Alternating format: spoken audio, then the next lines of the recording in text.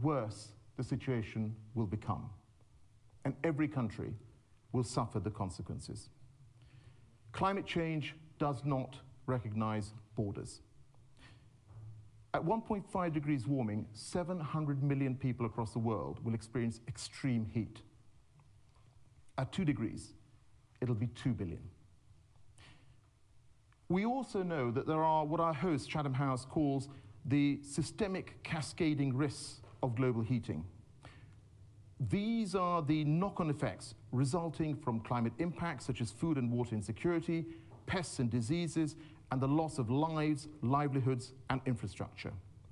Indeed, in one of its recent reports, Chatham House makes the case that such factors could ultimately displace people, disrupt markets, undermine political stability, and exacerbate conflict. Where people's ability to feed their families becomes precarious, and extreme weather and diseases wipe out livelihoods, people may be forced from their homes, and civil unrest may ferment, events that can undermine fragile government and reverberate around the globe. And it is because climate is central to geopolitics that the UK's integrated review established tackling climate change and biodiversity loss as the UK's top international priority. But friends, this is as much a question of economics as security. Climate change also threatens catastrophic economic damage, just as we're repairing the harm inflicted by the pandemic. Lord Stern and others have described how climate change will damage the productive capacity of the world economy, harming natural, human, and physical capital. And ultimately, it will disrupt the trade that crisscrosses the planet and restrain the global economy's ability to grow. Back in 2006, the Stern Review estimated that unmitigated climate change could incur equivalent costs to wiping out as much as 20% of global GDP every year.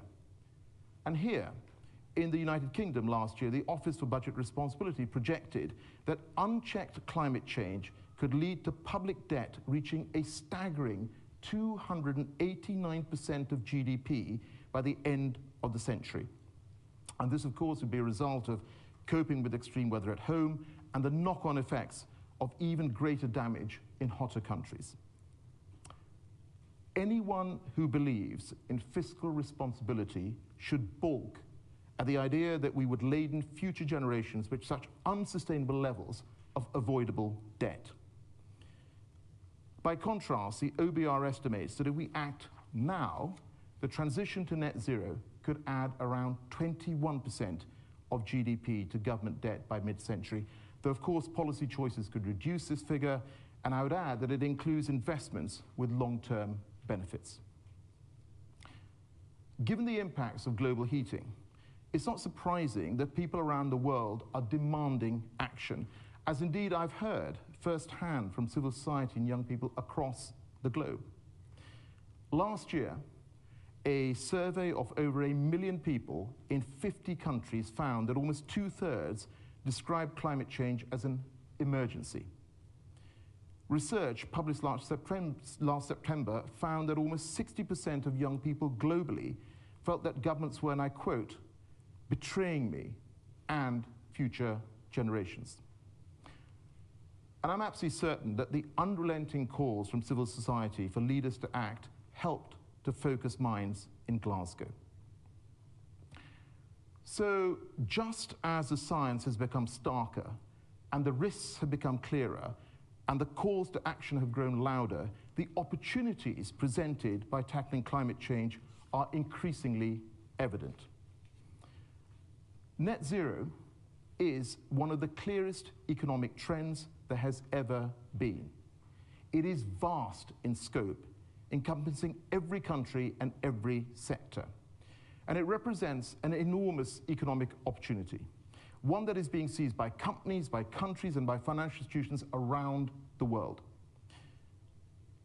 I've traveled on a prototype hydrogen bus in India. I've witnessed agricultural innovation to reduce emissions and boost productivity in Brazil. I've met communities in Kenya connected to reliable power for the first time, thanks to solar. And around the world, markets are on the move. The amount of power generated by solar and wind has increased close to 7-fold in a decade. Internationally, the coal power pipeline has reduced over 75% since 2015. And domestically, the answer to cutting emissions, keeping bills under control, and ensuring domestic security of supply is to continue to build out our world-leading offshore wind sector and invest in nuclear and hydrogen as the government is doing. Major car manufacturers such as General Motors, Volvo, and JLR have committed all of their new car sales to being zero emissions by 2035 or earlier. Financial institutions with over $130 trillion of assets on their balance sheets have committed to stringent net zero targets to the Glasgow Financial Alliance for Net Zero. And over 60% of the UK's FTSE 100 companies have done the same through the Race to Zero campaign. As a CEO of a major multinational said to me recently, a few years ago, a corporate was considered an outlier if it was setting out plans to go to net zero. Now, they're an outlier if they're not. And an explanation for this was set out clearly in a letter last week from Larry Fink to chief executives of companies in which BlackRock invests. He wrote, and I quote, "It's been 2 years since I wrote that climate risk is investment risk. And in that short period, we have seen a tectonic shift of capital. Sustainable investments have now reached $4 trillion. Actions and ambitions towards decarbonization have also increased. This is just the beginning. The tectonic shift towards sustainable investing is still accelerating. Every company and every industry will be transformed by the transition to a net zero world. The question is, will you lead or will you be led?" I agree. That is indeed the question for business. Clean is competitive, and the global race to supply the technologies and solutions a net zero world needs is on. The train, my friends, is pulling out of the station, and countries and companies that want to remain competitive need to leap on now. We know too that the move to green economies creates good green jobs. The International Energy Agency has estimated that about 30 million new workers are needed by 2030 to meet increased demand in the clean economy. The International Labour Organization has projected that in the transition to a low-carbon economy, some sectors could see 4 times more jobs created than there are lost. And there is a clear economic case to adapt to climate change, to protect people and nature from its effect. The United Nations Environment Programme, for example, estimates that investing in measures like early warning systems and flood defences could yield over 4 times the return in avoided costs and social and environmental benefits. So, what I came to understand from the numerous conversations I held with leaders and ministers over the past 2 years is that countries recognize all of this. They can see domestically what is happening to their climate and its consequences. The science has hit home. The risks have resonated, and the opportunities are increasingly clear. And as a result, a collective self-interest emerged. All countries saw that it was in their interest to come to Glasgow to cooperate and to keep the 1.5 limit alive. And we did keep 1.5 alive, thanks to what we achieved both in and outside the negotiating rooms. Ahead of the summit, a number of countries, though not enough, came forward with enhanced emissions reduction commitments, or NDCs, showing that the Paris Agreement is working. And at COP26, almost 200 countries came together and agreed the historic Glasgow Climate Pact. And in doing so, they demonstrated that climate can create a space for cooperation amongst a splintered global politics, that the world can work together to improve our common future, to address major global challenges, and to seize opportunities. The Glasgow Climate Pact recognizes the science. it calls on countries to phase down unabated coal power and phase out inefficient fossil fuel subsidies.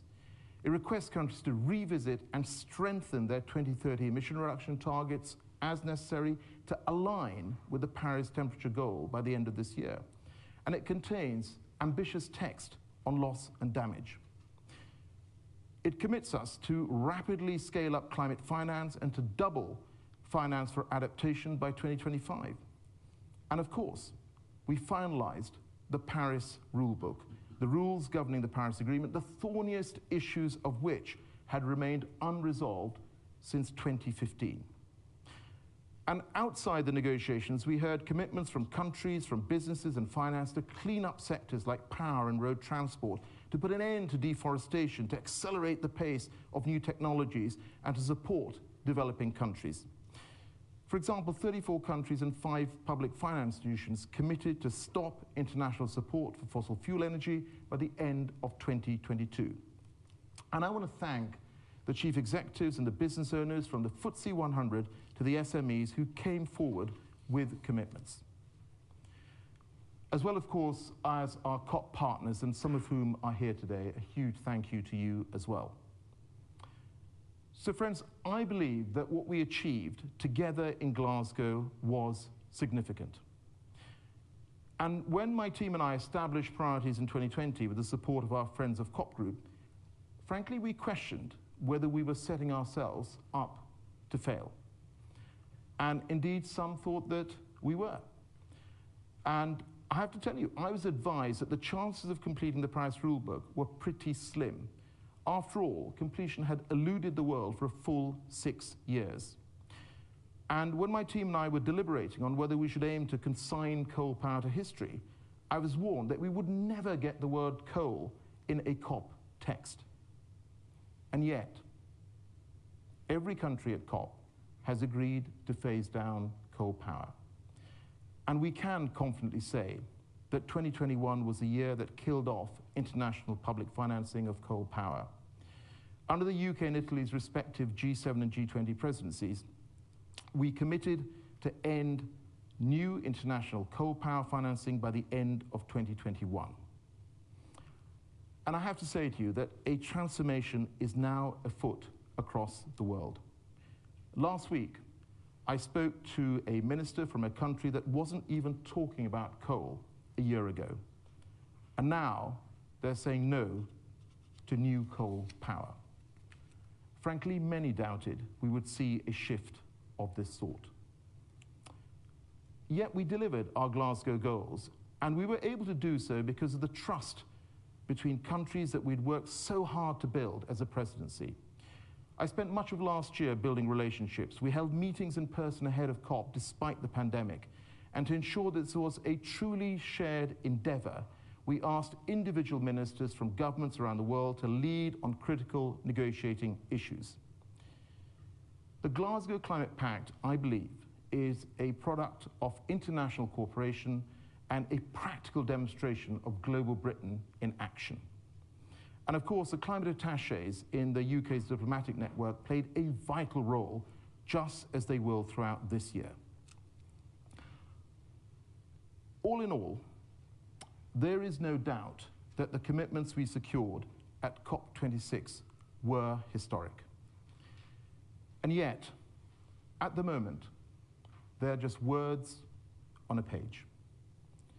And unless we honor the promises made to turn the commitments in the Glasgow Climate Pact into action, they will, sadly, wither on the vine. We will have mitigated no risks. We will have seized no opportunities.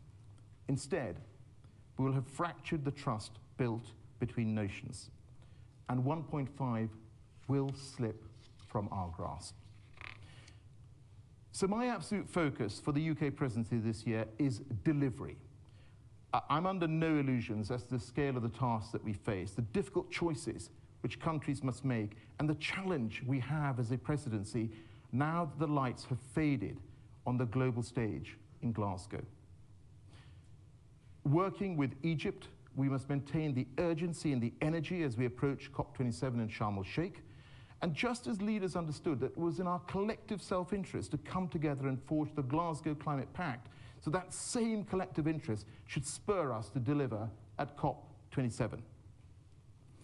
And that will become increasingly clear over 2022 and beyond as renewable prices fall further, the risks and opportunities become more apparent, and the science grows starker.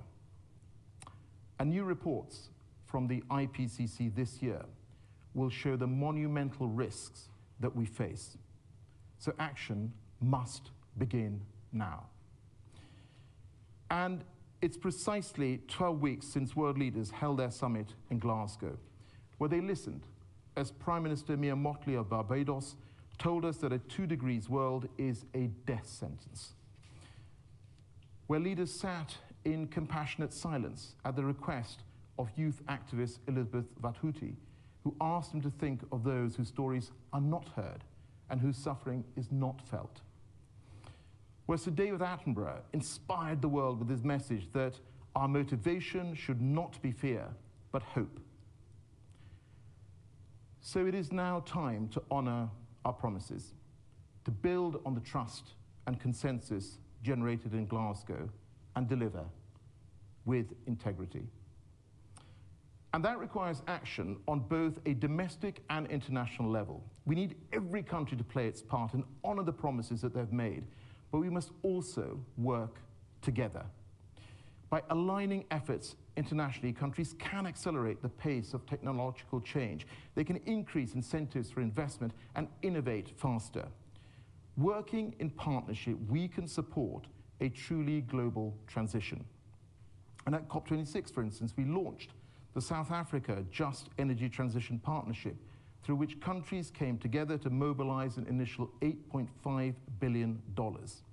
And through international fora, we can set direction and we can spur action as we did ahead of Glasgow at the G7 and the G20. So the UK presidency will both urge countries to act individually and encourage cooperation. And we will do so around 4 key priorities. First, to ensure that countries reduce emissions as promised and go further to keep 1.5 alive. And that means encouraging countries with a net zero target to make a plan to get there if they haven't already done so. It means urging all governments to honor the Glasgow Climate Pact and revisit and strengthen their 2030 emission reduction targets as necessary. The G20 is my personal priority here, given that they're responsible for 80% of global emissions. That means asking all countries to turn their NDCs into policies and plans to deliver. Second, we aim to progress work on adaptation and loss and damage. We'll work with donor countries towards a commitment to double adaptation finance and with all parties to make progress towards the global goal on adaptation. We'll aim to progress the Glasgow dialogue on loss and damage, and we will further operationalize the Santiago network, including its funding by COP27. Third, we want to deliver finance to support these efforts. We will urge developed countries to implement the delivery plan on the $100 billion goal and support developing countries. And by COP27, we must be able to show that we are on a trajectory to meet that $100 billion goal. And we will work with all parties to make progress on the post-2025 climate finance goal as well. We're also going to have to encourage the financial firms and the DFIs, the development finance institutions that have made commitments to deliver with integrity. And with others, we will build on the work that we have done with South Africa to unleash private and public money to fund the transition from fossil fuels to clean energy in other high-emitting countries, supporting their national plans. Our fourth and final goal is to push for further action across critical sectors such as coal, cars, and ending deforestation. And we will urge countries to act. And we will work with partners to turn promises into clear delivery plans through the Energy Transition Council, the Zero Emission Vehicles Transition Council, the FACT Dialogue, and the Breakthrough Agenda. And in all of this, we will work hand in hand with our COP27 partner, Egypt, and support the holder of COP28, the UAE, both of which I visited earlier this month. And we will learn from the success of Glasgow, continuing to build trust and relationships, working through international fora, and continue to engage with civil society and young people. So friends, these are ambitious plans for our presidency year, and rightly so. Because as Margaret Thatcher, one of the first major international leaders to sound the alarm on climate change, argued in 1989, the environmental challenge which confronts the whole world demands an equivalent response from the whole world. Every country will be affected, and no one can opt out. Her words are as true today as they were then, more than 30 years ago. What has changed in that time is the extent of our knowledge and the urgency of our task. Such awareness has given rise to a collective self-interest powerful enough to deliver international consensus in a fractured world. The question now is whether, in full knowledge of the consequences, we choose to squander or realize that gain. The answer should be obvious. I have to say to you, after what was a pretty exhausting year, I settled down to catch up on some popular culture over Christmas. And like many others, including you, I suspect, I watched Don't Look Up. You've seen it. But that final line stayed with me. We really did have everything, didn't we?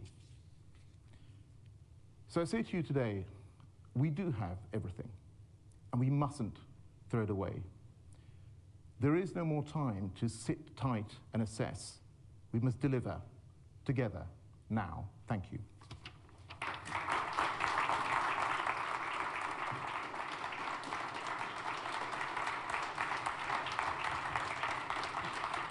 Thank you very much. Thank you very much for a fantastic speech. While everybody is thinking about their questions, and people online, if you can carry on typing in questions, I'm going to take chair's privilege and ask one myself. And that is, no, I'm going to ask two, actually, briefly. You put a lot of emphasis in the presidency on delivering the enormous public and private financial flows. You made a lot of progress, you made a lot of pledges, but what are the kind of key and concrete next steps? Because despite all the pledges, there is still very much a gap.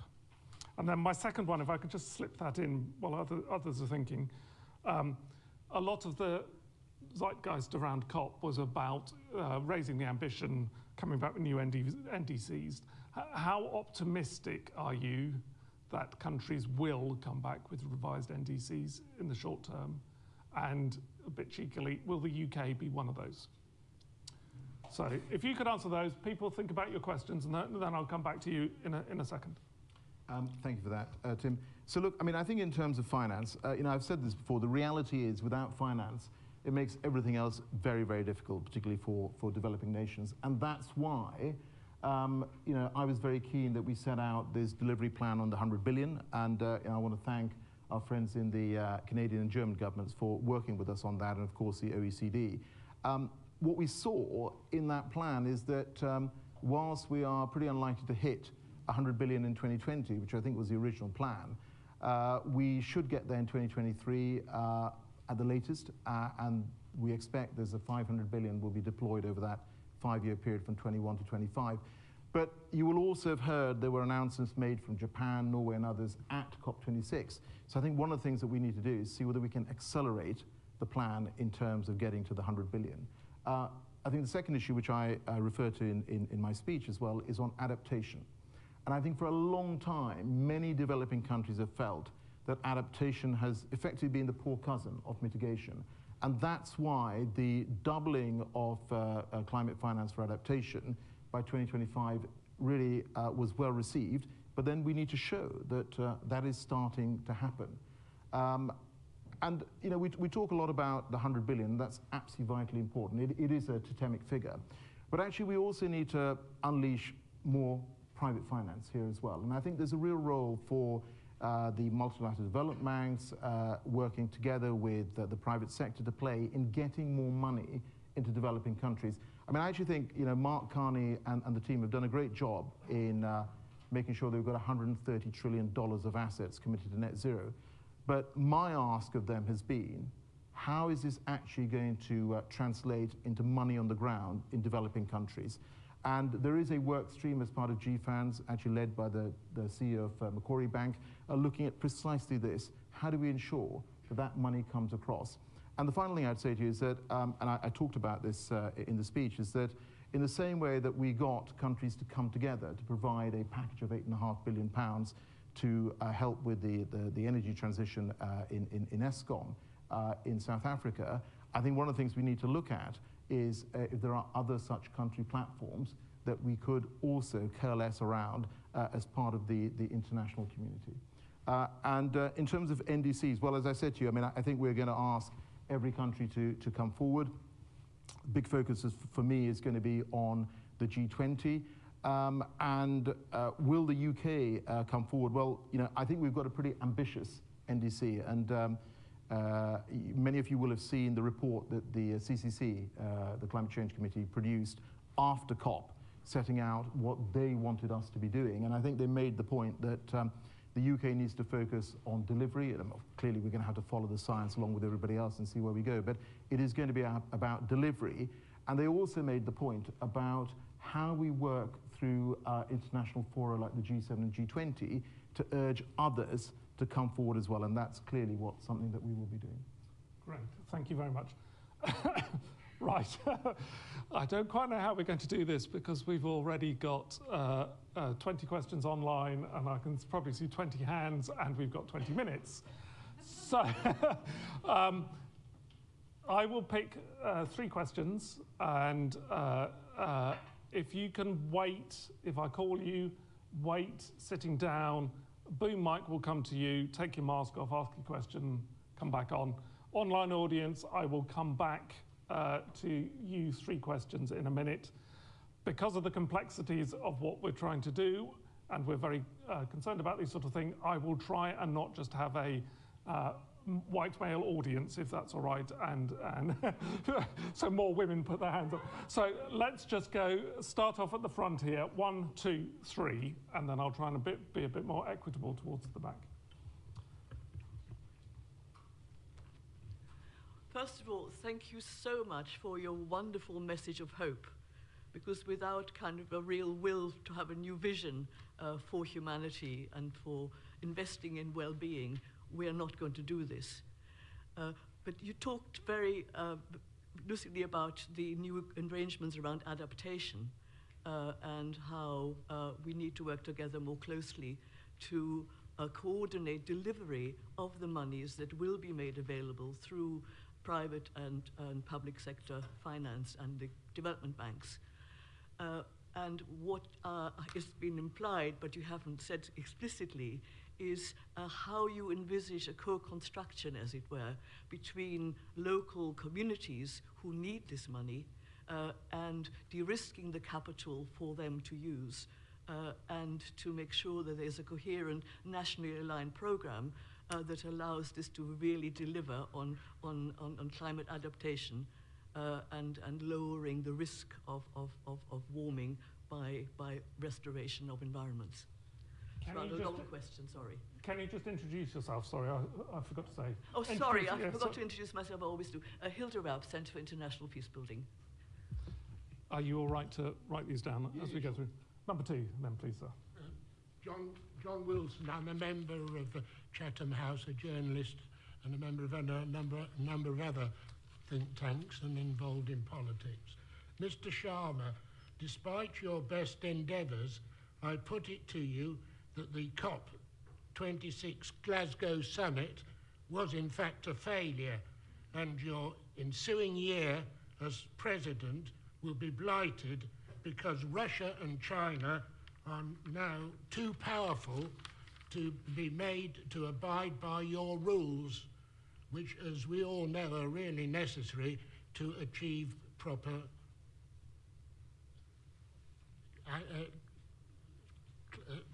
global warming. And the question? Can you get to the That is the question. That sounded more like a comment to me. But I'll pass that to Mr. Sharma in a minute. Final question in this round. Thank you very much. Tricia de Borgraaf, Chatham House member and current affairs writer. I know it's a bit of a loaded question, but I really would welcome your thoughts on the role of nuclear energy with regards to climate action. We all know this is a dual-use technology. We have yet to find safe and sustainable ways of the disposal of radioactive waste. This needs politically stable countries. It needs environmentally stable conditions. And this is an industry that I won't put it in your words, but in my words, is renowned for its lack of transparency when things go wrong. And you're talking now about a global collective action. I just wanted very quickly to say on these small nuclear modules that everybody thinks are very sexy right now, there is evidence to point that we will need about 10 of these small nuclear reactors to do the job of one large modern reactor. It's extremely expensive technology, especially compared to renewables, whose own lack of baseload capacity, if you want, really should be put into that context that these nuclear reactors will take at least 10 years, if not more, to come online.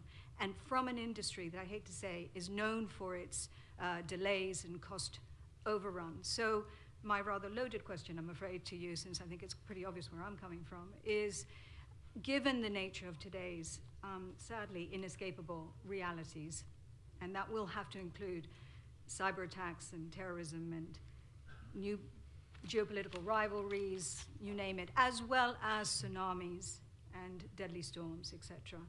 In your view, is nuclear power an acceptable source of clean energy? Thank you. Thank you. And can I add to that question the follow-up question, which is where does gas fit in to what is a sustainable energy source? Because we've had lots of questions about that. So over to you, sir. Shall I have a go? Thank you. Look, I think the first question was around, effectively it's around sort of access to finance. And one of the things that I think we, when we took on the COP26 role, understood very quickly is that you can talk about the billions and the trillions, but actually what you need to make sure is this money is actually getting on the ground and that people are able to get access to finance. So one of the things that we did very early on, actually we had a very good discussion with civil society before we set this up, was a climate and development ministerial meeting in March. And coming out of that, we set up an access to finance task force co-chaired by the UK and Fiji. And at COP26, we then announced 5 pilot projects in developing countries, Rwanda, Jamaica, 3 others, Bangladesh, where there are pilots going to be run. So we can precisely get information how you improve the access to finance in these countries and get that money on the ground. And I think in terms of the MDBs, for instance, I mean one of the big discussions that there has been, if you talk to the private sector, is that whether there is scope to set up, for instance, first loss capabilities through MDBs, through the international financial institutions, to then allow on the back of that for the private sector to come in.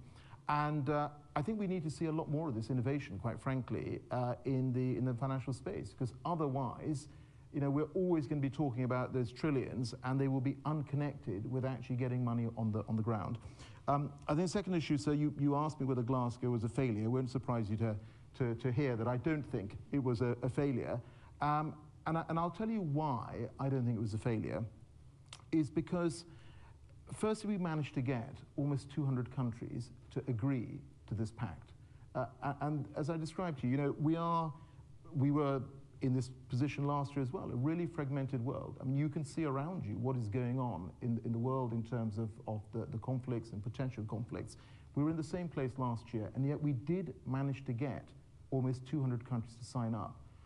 And we had a number of firsts that came through in this pact. The first is that we got every country to agree to come back by the end of 2022 to look again at their 2030 emissions reduction targets. No one thought that was going to be possible. Literally no one thought that was going to be possible. We agreed the rules of the Paris Agreement. Again, very few thought we would get things like Article 6, transparency frameworks agreed. Very few did.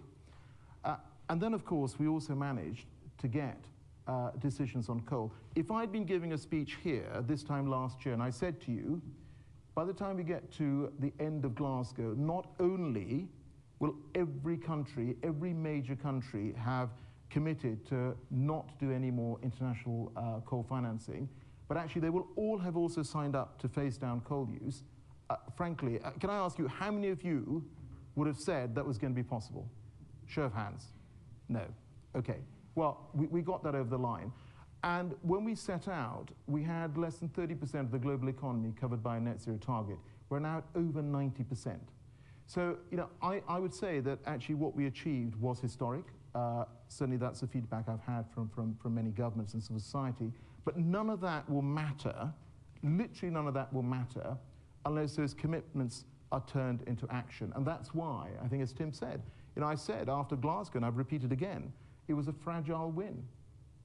But it's only going to be, that heartbeat of 1.5 will only be strengthened if countries continue to deliver. And I think the issue on nuclear, look, I've said whenever I've gone around the world to every country, they have to decide what their energy mix is. But what you're increasingly seeing is the desire and the move to renewables, to clean energy. When I was Base Secretary of State, we put out a 10-point plan for a green industrial revolution. It's the Prime Minister's plan.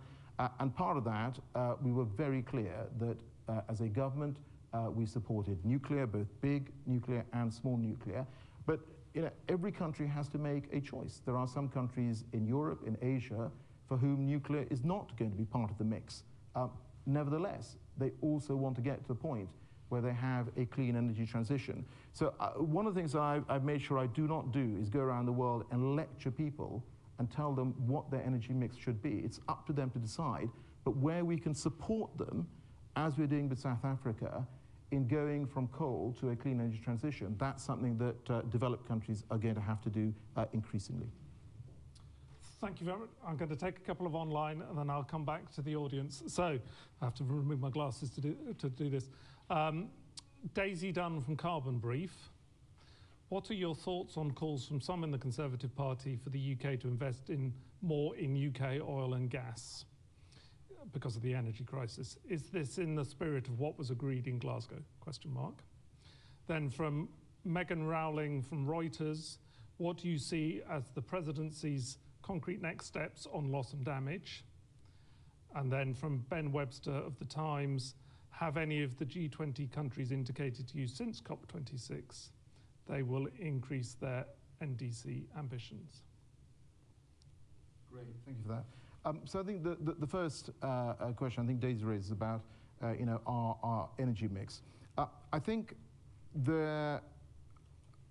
we need to. There's a certain conflation that is going on about what is happening in terms of gas prices right now, and what that means in terms of net zero. I mean, I have to say to you that I do not believe the two are connected. The reality is, the reason that we have got gas prices going up 300–400% the last year is a combination of macroeconomics and geopolitics. And I mean, you all understand that, so we don't need to go into that. But clearly, people in the UK will want to see support coming through with the cost of living.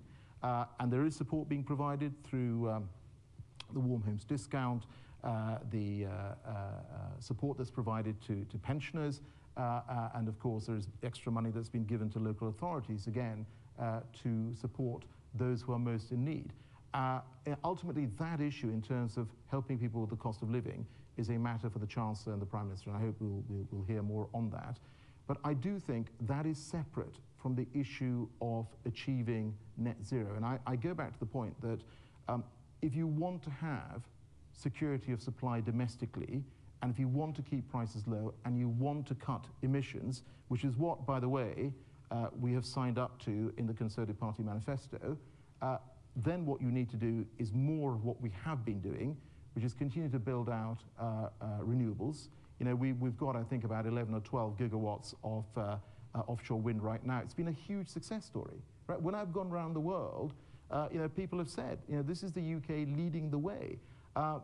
we know that by 2030, we want to push that out to 40 gigawatts. And of course, on top of that, you need to make sure that you push further in terms of the base load, and that's why we're going to be doing more on nuclear.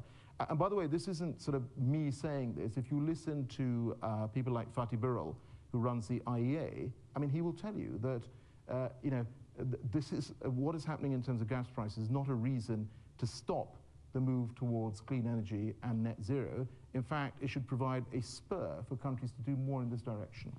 I think Megan from Reuters asked about loss and damage. Well, we agreed the Glasgow dialogue. Ultimately, sorry, I'm getting a bit techie here, but the subsidiary body is going to be leading off on this. The key issue, I think, during this year is to see progress in that area. And I know that having talked to our colleagues in Egypt, that's again something that they will want to see.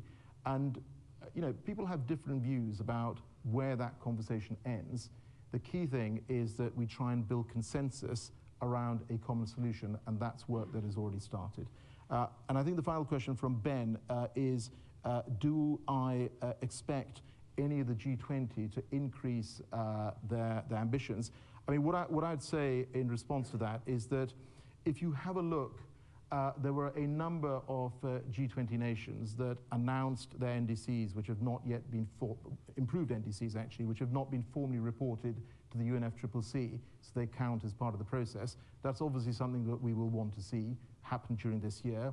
There are a range of countries that announced new policy formulations, which are not reflected in their NDCs. Obviously, we would want those to be reflected as well by the end of this year. And then, of course, there are countries that just haven't improved their NDCs at all, and we will be pressing them to improve those NDCs. Great, thank you very much. Right, we've probably only got time. If you keep your questions brief, I will go 1, 2, 3. And then if questions are brief, there's a chance for another round. It's above you. Can you do more to call out greenwashing? And can you be specific on how coal can be phased down? Nicholas McLean. Thank you. Hi, thank you. Nat Seddon, Professor of Biodiversity at the University of Oxford and a friend of COP. Thank you for your vision and your leadership. Just reflecting, if I may, on your words about net zero.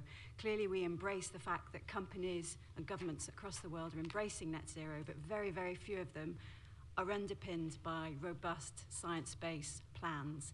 Many of them rely on negative emissions technologies, which are in no way yet ready to go to scale, and have an over-reliance on tree plantations, which could do a lot more harm than good. So I want to know what we're going to be doing this year to ensure that the UK particularly delivers a very robust science-based net zero plan. And linked to this, what are we going to be doing to ensure that the Glasgow Leaders' Pledge or Declaration on Forests is the success that the New York Declaration on Forests was not? Thank you. No, blue shirt. Lady in the blue shirt, Emily. Emily Shupra from the University of Cambridge. One of the innovations of the UK presidency was the focus on sectors with coal and electric vehicles and deforestation and so forth. I wonder whether you feel that that's been a successful model and whether you would like to see it extended to other sectors. Just one final question, because we need to. Fiona, if you can ask your question. I think any... Yeah, thank you. Thank you. I think any fair-minded person would say that Glasgow was a huge achievement, but since then we've seen some terrible things happening. In the United States, Joe Biden is having great trouble pushing forward his agenda.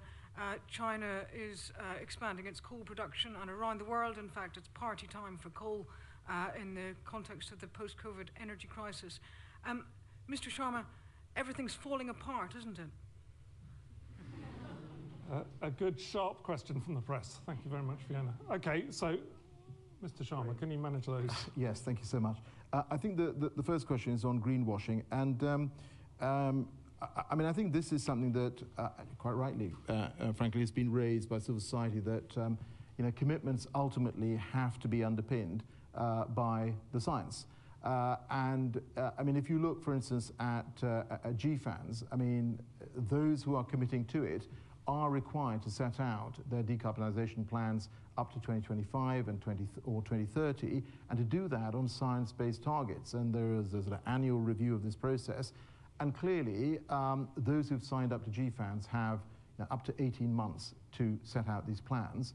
I think so. What we're all going to have to see is what happens in 18 months from now, and if those institutions that have signed up are not, having science-based targets on decarbonising, then they should no longer be part of that GFANZ grouping. I mean, that's the whole intention, and I think that's something that everyone will look to. The other thing, I think the other issue that was raised was in terms of coal phase down. So I talked about the reduction in the pipeline, and I think it's been really quite significant over the past 5-6 years. I mean, if you recall, it's only the commitment to end international coal financing from some of the countries that have been doing it came into place at the end of 2021. And I think that was really quite significant, and we will see the impact of that over the next few years.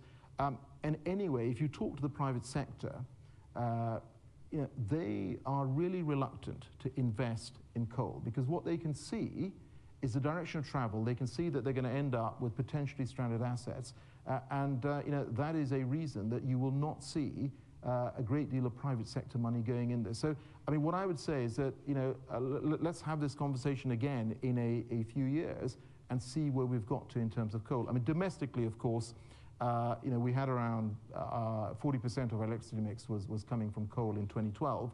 We are now at below 2%, and I think by October 2024 we want to ensure that there's no more coal in our energy mix. So again, the UK has been leading on this issue. I think in terms of, I think the second question was again similarly on sort of science-based targets. One of the things that you will have noted that the Chancellor Rishi Sunak announced at COP26 is that UK financial institutions and listed companies will be required to set out their own transition plans.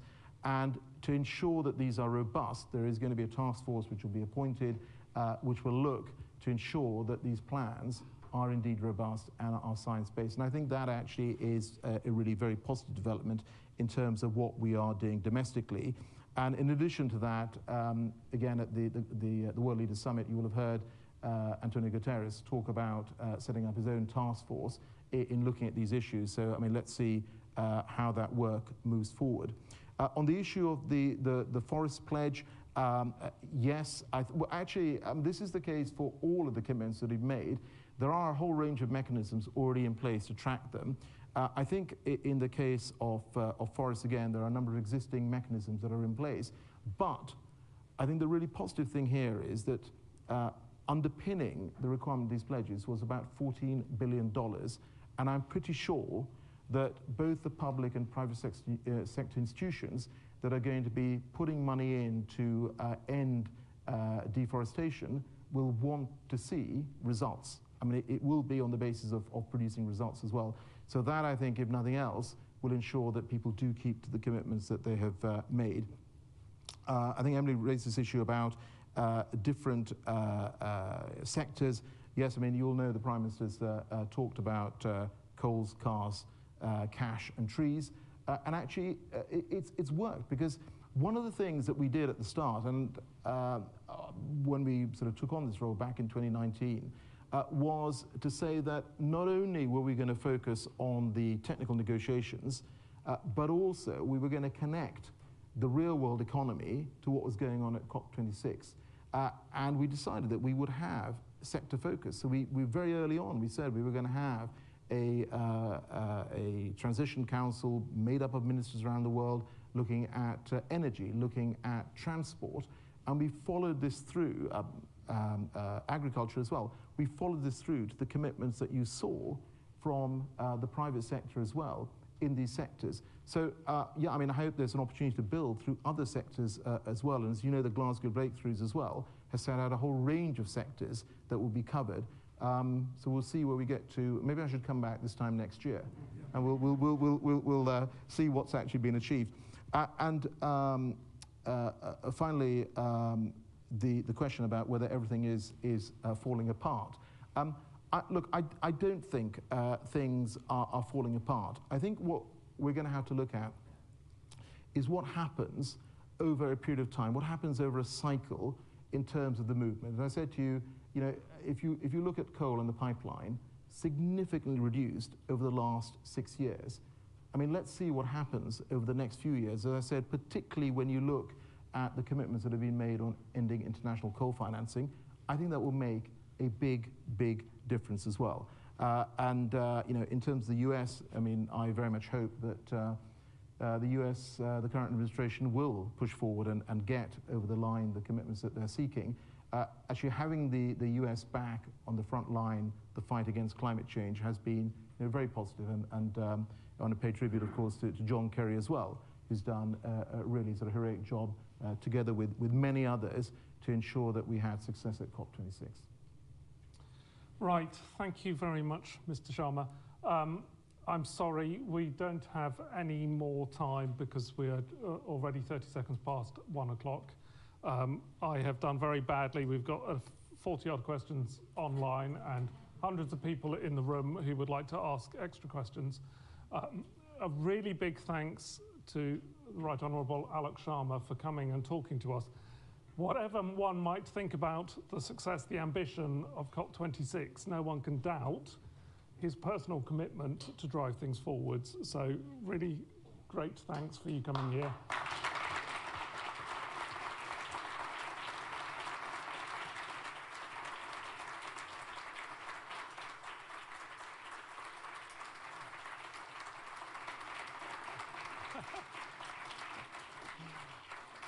So thanks very much to you online and in real life.